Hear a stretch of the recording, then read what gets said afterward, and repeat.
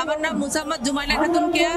আমি একজন সহকারী টিচার। আমি আসছি সুইট প্রতিবাদী বাংলাদেশ বিদ্যালয় 8 মাইল দোনার মনিরামপুর যশোর।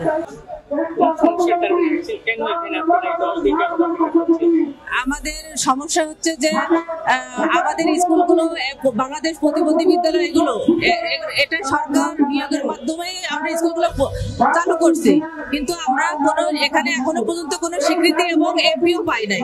এর জন্য আমাদের আজকে 10 দিন ধরে আন্দোলন চলছে। আসলে কালকে আমরা মাস্টার যমুনা ঘেরাও করছিলাম, ওইখানে আমাদের কর্মসূচি চলছে। মানে যমুনায় গেছিলাম, ওখানে আমাদের পুলিশের সাথে এক প্রকার হাতাহাতি হয়েছে। পুলিশ আমাদের অনেক টিচারদের আহত করছে।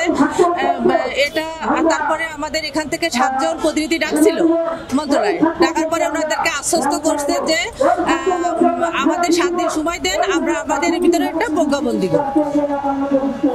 10 দিন যাবত আন্দোলন করতেছে এই রাস্তার মধ্যে এবং বাসা বাড়ির সন্তানদের আত্মীয় স্বজন পেলে আমরা একটু আপনাদের স্ট্রাগল করে শুনতে চাই। এই গ্রামীণ এলাকায় এটা হচ্ছে আসলে আমাদের এটা একটা কষ্টদায়ক যে 10 দিন আমরা এই রাজপথে আছি। আমাদের পরিবার আছে, সন্তান আছে, আমাদের স্বামী আছে, কারোর বাচ্চা ছোট আছে, কেউ দুধের বাচ্চা ফেলে রেখে আসছে, অনেক মেয়ে টিচারগুলো আছে তারা প্রেগনেন্ট আছে।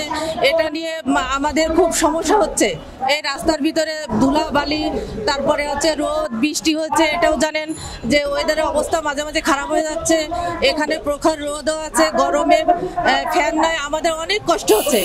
ওভারঅল আমরা অনেক কষ্টের ভিতরে আছি এবং মানবতার জীবনযাপন করছি। আরেকটা বিষয় যে আপনাদের যারা আজকে আছেন কতজন মোট আপনারা আছেন আন্দোলনে? এখানে আমাদের টোটাল আছে 3000 আছে টিচার। আপনার শেষ আশ্বস্ত কতটুকু হয়েছে যে আপনাদের প্রিপারেশনটা লাস্টে কি হবে যদি দাবি না মানে? তবে আমাদের আন্দোলনের সফলতা কালকে অনেকটাই আমরা আগায় গেছি, হয়তো 95% আমরা আগায় গেছি।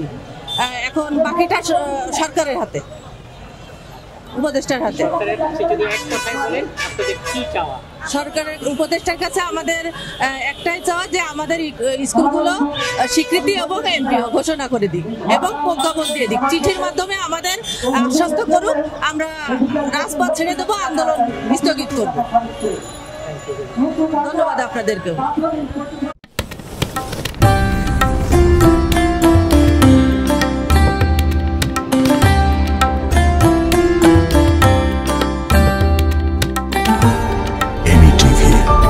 স্বাধীন বাংলার স্বাধীন কণ্ঠ।